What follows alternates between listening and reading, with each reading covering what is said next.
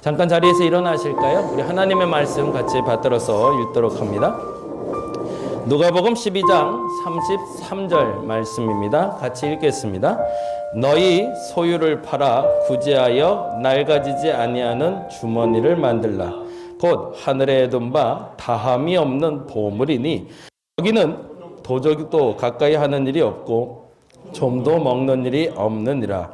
너희 보물이 있는 곳에는 너희 마음도 있으리라. 아멘. 16장 1절에서 8절입니다. 역시 동일하게 같이 한 목소리로 읽도록 합니다. 또한 제자들에게 이르시되 어떤 부자에게 청지기가 있는데 그가 주인의 소유를 낭비한다는 말이 그 주인에게 들린지라. 주인이 그를 불러 이르되 내가 내게 대하여 들은 이 말이 어찌 됨이냐. 내가 보던 일을 세마라. 청지기 직무를 계속하지 못하리라 하니 청지기가 속으로 이르되 주인이 내 직분을 빼앗으니 내가 무엇을 할까. 땅을 파자니 힘이 없고 피로 먹자니 부끄럽구나.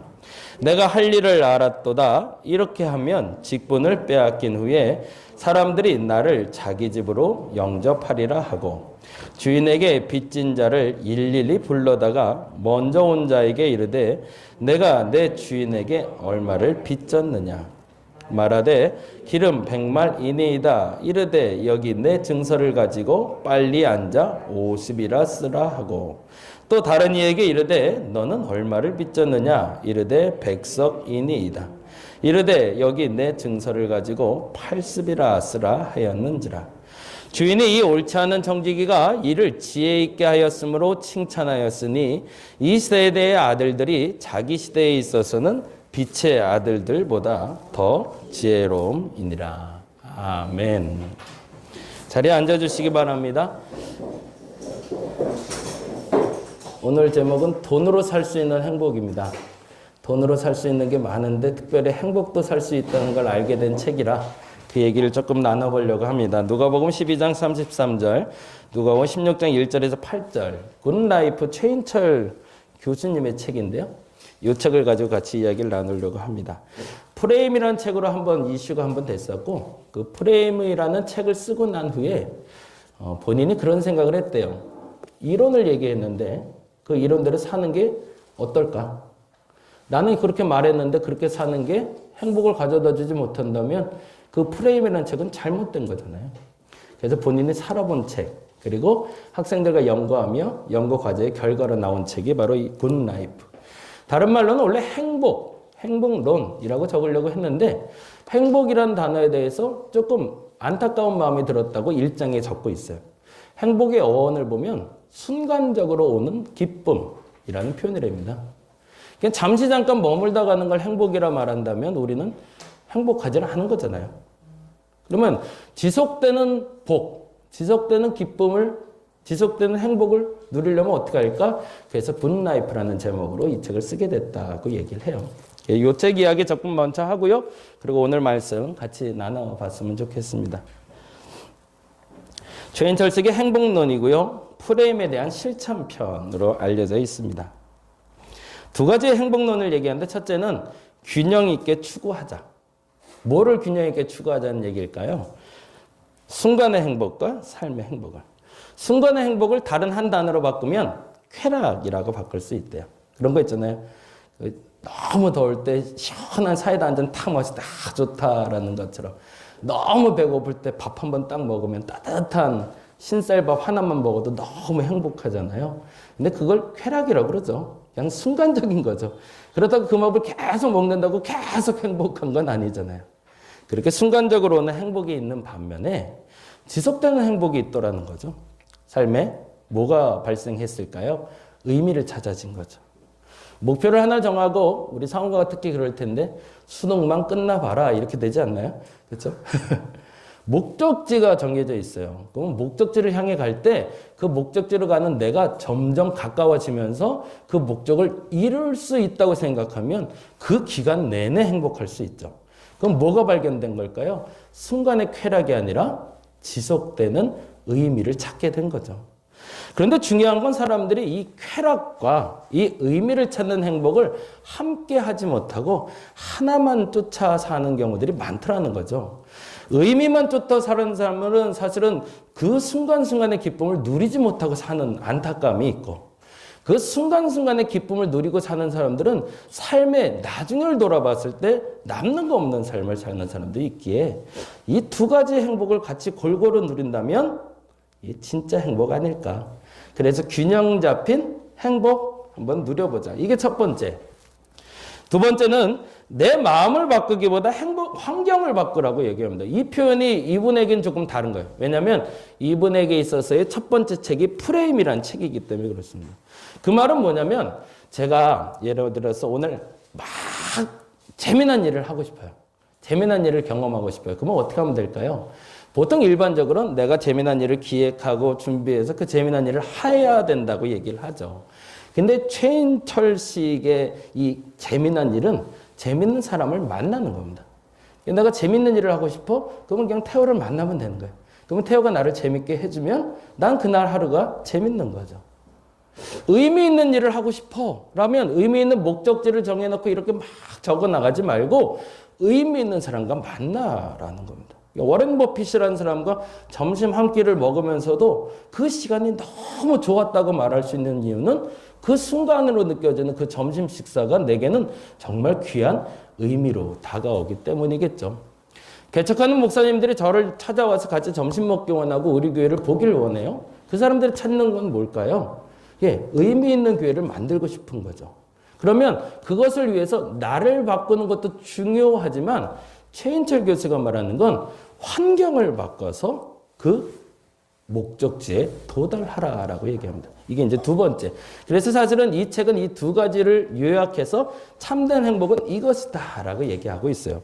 그리고 2장에서 10가지의 삶의 기술을 얘기합니다. 그 행복을 누릴 수 있는 10가지 방법인데요. 이렇게 돼 있어요. 첫째는 잘하는 일보다 좋아하는 일을 한다. 이건 다 공감되시죠? 좋아하는 일을 하면 지속할 수 있지만 잘하는 건 지속하기 어렵습니다. 그렇죠? 두 번째, 되어야 하는 나보다 되고 싶은 나를 본다. 꿈을 가지라는 얘기겠고요. 세 번째, 비교하지 않는다. 네 번째, 돈의 힘보다 관계의 힘을 믿는다. 저도 그런 편이거든요. 돈 많은 사람보다 저와 관계가 깊은 사람이 더 좋아요. 그래야 배신 안 하거든요. 네, 다섯 번째, 소유보다 경험을 산다. 여섯 번째, 돈으로 이야기거리를 산다.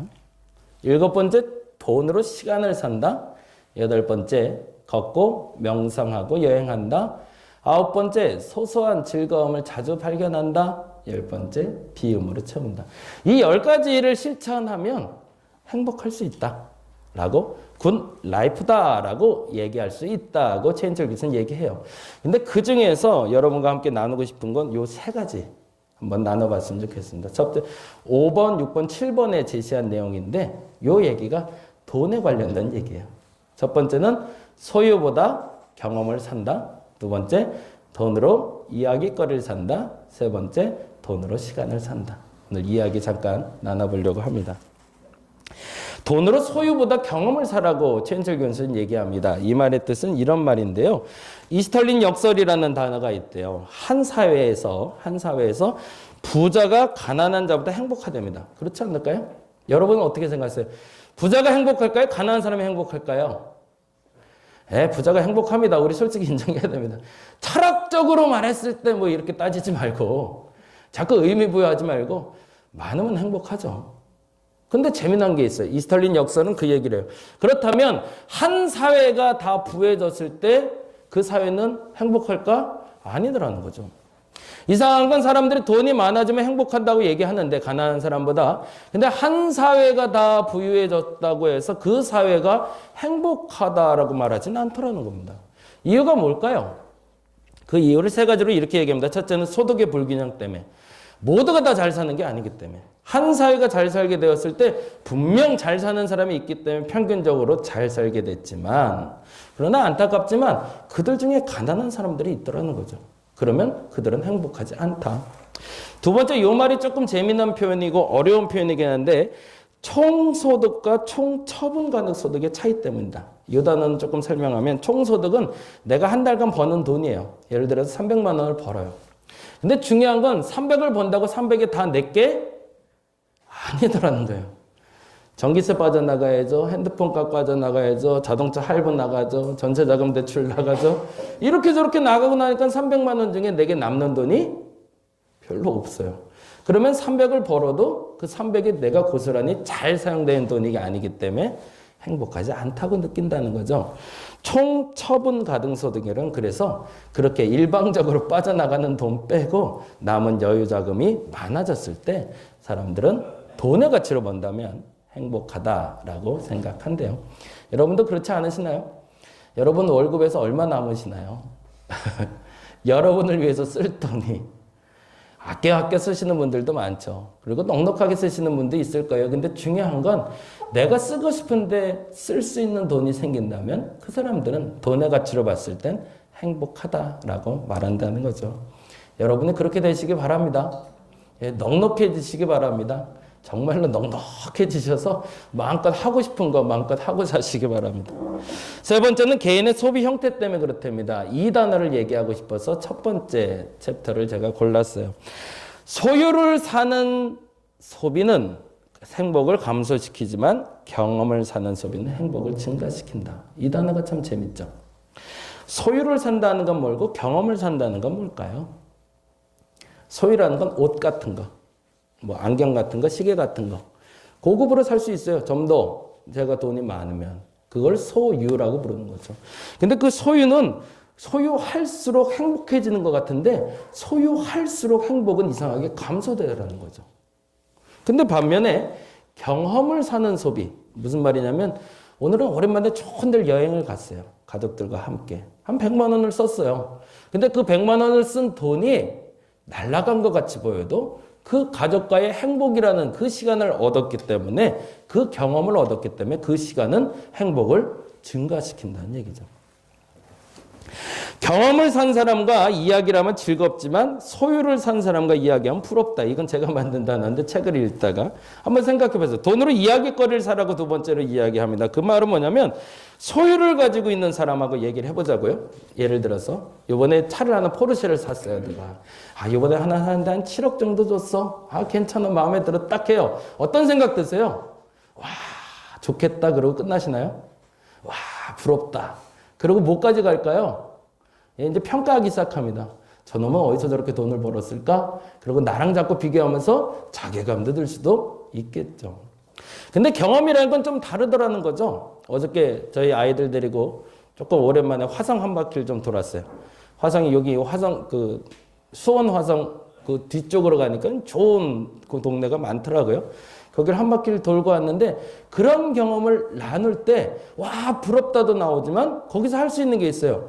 그 경험을 나누면 나도 그 경험을 할 수 있는 기회가 열리는 거죠. 그래서 그런 경험을 소비한 사람과 이야기를 나눌 땐 행복하다라고 느낀다는 거죠. 근데 반면에 소유가 늘어나는 사람과 얘기하면 얘기할수록 나는 불편해지기 시작하는 거죠. 그래서 소유를 나눈 경험을 나누는 사람보다 경험을 산 사람과 이야기해라 라고 책은 이야기합니다.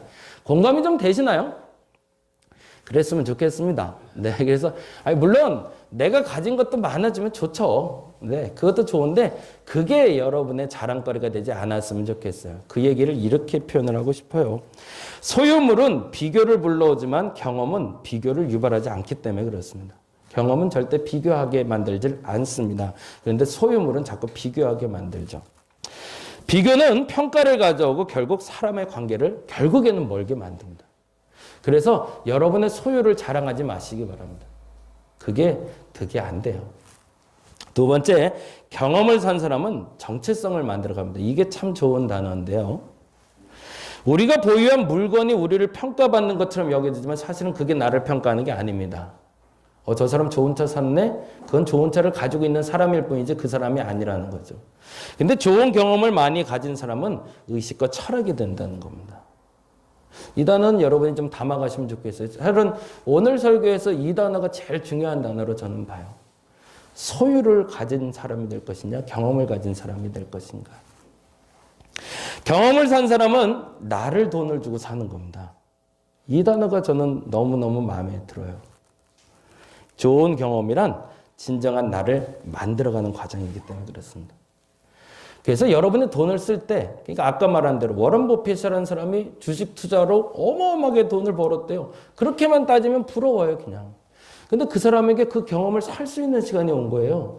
그래서 사람들이 그 어마어마한 돈을 주고 점심 한 끼를 하잖아요. 왜 그런 거죠? 그 경험을 사기 위해서 그런 거죠.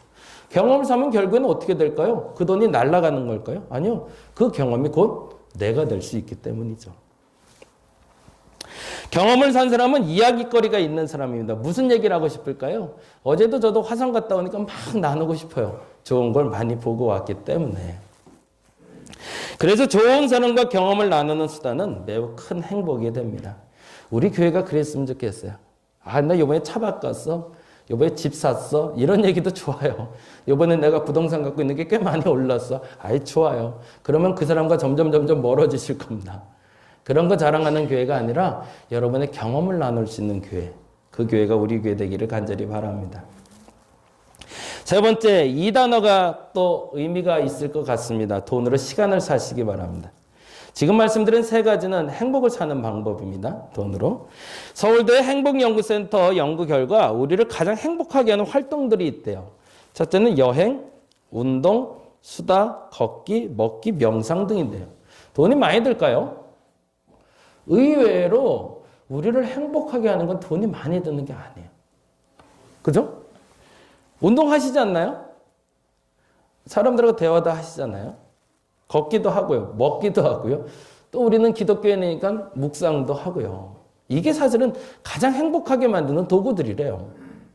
그런데 문제는 우리는 부유해지기 위해서 그 소유를 늘리기 위해서 이 행복을 멀리하고 있더라는 겁니다. 조금 더 돈을 많이 벌기 위해서 운동을 멈추고요. 조금 더 많이 먹기 위해서 다이어트를 해요. 이상한 거죠. 오늘 본문으로 좀 가보겠습니다. 오늘 본문은 그래서 돈으로 시간을 산 사람의 이야기가 나오고 있습니다. 같이 한번 볼게요. 1절에 보니까 이렇게 되어 있네요. 같이 읽어보겠습니다. 또한 제자들에게 이르실 때 어떤 부자에게 청지기가 있는데 뭐라고 되어 있죠? 그가 주인의 소유를 낭비한다는 말이 그 주인에게 들린지라. 돈을 잘못 쓰고 있다는 얘기죠. 낭비한다는 얘기는 어딘가 돈을 잘못 쓰고 있었다는 것 때문에 이게 징계를 받게 된다는 얘기예요. 2절에 보니 이렇게 되어 있죠. 읽어봅니다. 주인이 그를 불러 이르되 내가 내게 대하여 들은 이 말이 어찐됨이냐. 내가 보던 일을 세마라. 청지기 직무를 계속하지 못하리라 하니. 그리고 결국에는 그 일로 징계를 먹게 됩니다. 왜? 본인이 주인의 돈을 낭비했기 때문에. 그러자 3절에 이렇게 얘기하죠. 청지기가 속으로 이르되 내 주인이 내 직분을 빼앗으니 내가 무엇을 할까? 땅을 파자니 심이 없고 빌어먹자니 부끄럽구나. 이제 나이가 좀 드신 분 같아요. 그렇죠? 그러니까 이제 노동력을 가지고 돈을 벌기 이제 어려울 때가 됐고, 그러자니 남에게 빌어먹자니 그거는 또 자존심이 허락을 안 하고 어떻게 할까 고민하다가 택한 방법이 있었죠. 그게 다음 방법입니다. 5절 말씀 볼까요? 주인에게 빚진 자를 일일이 불러다가 먼저 온 자에게 이르되 내가 내 주인에게 얼마를 빚졌느냐. 그렇게 하고 이렇게 얘기하죠. 말하되 기름 100말이니이다. 이르되 여기 내 증서를 가지고 빨리 앉아 50이라 쓰고. 50이라 쓰고는 기름 100말을 기름 50말이라고 쓰라는 말로 해석이 되기도 하지만 이자를 얘기하기도 합니다. 당시에는 기름값이 굉장히 비쌌대요. 지금 말하는 기름하고는 좀 다른 올리브 오일을 얘기합니다. 어마어마하게 비싼 값으로 받았는데 두 가지 해석이 있어요. 첫 번째 해석은 주인에게 줄 이자가 50이었다는 얘기도 있고요. 또 다른 해석은 뭐냐면 이중장부를 썼던 거예요. 청지기가. 100마를 사놓고서 자기는 2배의 가격을 써놓은 거죠. 장부에는. 그리고 주인에겐 그 이중장부를 보여주고 200을 사갔으니까 그리고 나머지 반은 자기가 이렇게 일처를 해왔던 거죠. 이제 제대로 된 장부로 바꿔가기 시작하는 장면입니다. 그러면 어떤 일이 벌어져요? 주인에겐 크게 달라질 게 없죠. 주인은 그대로 가져가는 거니까. 근데 이 사람은 뭐를 얻게 될까요? 사람들의 인심을 얻게 되는 거죠. 또 하나는 이런 얘기해요. 또 다른 얘기 이르되 너는 얼마를 빚졌느냐 이르되 100석이네. 이 사람은 이중장부 쓴 걸 모르니까 당연히 이 사람은 100석을 진 줄 알았고 그렇게 얘기했고 그리고 이 사람에게는 주인에게는 200석이라고 보고를 했겠죠. 그리고 자기가 가져간 돈이 있잖아요. 그걸 토해내고 있는 거죠. 지금 계속. 원상태로 돌리는 작업을 하고 있는 거예요. 그러면서 뭘 만들어가고 있을까가 중요해요. 지금은 이 돈에 대해서만 예민하게 보면 이 사람은 무조건 잘못한 거거든요. 거기에 대해서 징계 받아야 되고. 근데 그건 청직에서 잘리는 걸로 벌에 대한 징계는 끝났다면 그 다음 일이 중요하겠죠. 주인이 얼토당토한 얘기를 합니다. 이 장면을 보고 읽어봅니다. 주인이 이 옳지 않은 청지기가 일을 지혜 있게 했다고 칭찬해요. 그렇다면 이 주인이 보기에 이 종이 엄청난 지혜를 가지고 온전하게 살았기 때문일까요? 아니죠. 그 순간 그 자리에서 지혜로운 판단력이 나왔다는 얘기입니다. 이 부분 잘 기억하세요. 이게 조금 어렵게 해석될 수도 있는데 우리가 그리스도의 완전에 도달할 수 있다고 얘기합니다. 그럼 우리는 완벽한 인간이 되는 걸까요? 아니요. 그게 아니라 어느 한순간에 이 부분에서 그리스도의 모습을 많이 닮았다라는 표현이에요. 이 부분엔 곡해가 없으셨으면 좋겠어요. 이 사람의 모든 행동이 지혜로웠다가 아니에요. 지금 이 순간에 판단을 하는 그 지혜가 참 지혜롭다라고 얘기한 겁니다. 또 동민이 눈빛 변하는 거 보니까 질문하게 생겼다. 그죠? 네, 한번 읽어봅니다. 주인이 이 옳지 않은 청지기가 이를 지혜롭게 하였으므로 칭찬하였으니 이 세대의 아들들이 자기 시대에 있어서는 빛의 아들들보다 더 지혜롭다. 이 말은 9절에 이렇게 해석이 됩니다. 같이 읽어봅니다. 내가 너희에게 말하노니 뭐라고 돼 있어요? 불의의 제물로 친구를 사귀라. 그리하면 그 제물이 없어질 때에 그들이 너희를 영주할 처소로 영접하리라. 요단은 이렇게 풀어보죠. 불의한 제물로 친구를 이란다는 뭘까요? 지금 말한 대로 최인철 교수의 말대로면 돈이란 얘기입니다. 여러분에게 돈이 오는데 그걸 잘못 쓰면 불이익가 되는 거죠. 그것이 어떻게 됐든 어떤 식으로든 사용해야 될 돈이라면 영주할 처소를 사라는 겁니다. 그건 무슨 말일까요? 내일을 준비하라는 얘기예요. 다른 말로 하면 시간을 사라는 얘기입니다. 내가 가진 돈으로 지금 할 수 있는 가장 최적의 방법이 있다는 거죠. 오늘 너 아니라 내일 너를 보장받을 수 있는 시간을 사는 겁니다. 다시 한번 읽어볼까요? 10장 33절인데 이렇게 되어 있습니다. 같이 한번 읽어보겠습니다. 너희 소유를 팔아 구제하여 낡아지지 않은 주머니를 만들래요. 재밌죠? 소유를 가지지 말라라고 얘기하시잖아요. 소유를 가지라고 얘기해요. 근데 그 소유를 가지고 잘 팔래요. 그 소유를 가지고 뭘 사래요? 낡아지지 않은 주머니를 사래요. 그리고 이렇게 얘기합니다. 곧 하늘에 둔 바 다함이 없는 보물이니 다함은 뭘까요? 좀 이따 해석해 드릴게요. 거기는 도적도 가까이 하는 일이 없고 좀도 먹는 일이 없대요. 네, 어디서 훔쳐가지 못할 것들을 찾을 수 있대요. 너희 보물이 있는 곳엔 너희 마음도 있을 거래요. 보물이 있는 장소가 어딜까요? 이 장소를 공간 개념으로 보지 마시고 저는 시간 개념으로 보시길 원해요. 오늘 여러분이 투자한 내일이 여러분께 될 겁니다. 오늘 여러분이 그 시간을 어떻게 돈을 주고 사냐에 따라서 이렇게 되겠죠. 보물이 있는 곳, 그 내일에 내 마음이 있을 겁니다. 어떻게 하면요. 소유를 팔아 뭘 사면 될까요? 소유를 팔아는 말은 돈으로라는 표현이고요. 다함이 없는 보물이라는 단어는 그냥 그대로 표현하자면 있는 그대로 표현하자면 소진되지 않는 보물입니다. 그 내일이 여러분께 될 수 있다라는 겁니다. 어떻게 했을 때? 오늘 그 돈으로 그 시간을 샀을 때. 이 책에서는 그래서 현실적으로 그런 얘기를 해요. 그러니까 조금 이제 고위층에 사는 사람들 얘기를 빗대서 얘기할 때 그런 얘기를 두 가지를 빗대요. 집에서 일할 수 있을 때 여러 개 된다면 집에서 일을 도와줄 수 있는 사람을 돈으로 사라라고 얘기해요. 운전을 할 시간이 많은 사람 중에 이동이 많은 사람이 있다면 운전을 해줄 수 있는 사람을 돈으로 사라. 그 얘기는 뭘까요? 그 운전하는 시간 동안 내가 다른 일을 할 수 있으니까. 내가 가정일을 해야 되는 그 시간 동안 내가 내 시간을 벌 수가 있으니까 그런 식으로 표현을 해요. 그게 훨씬 더 이해하기 좋은 예가 되겠죠.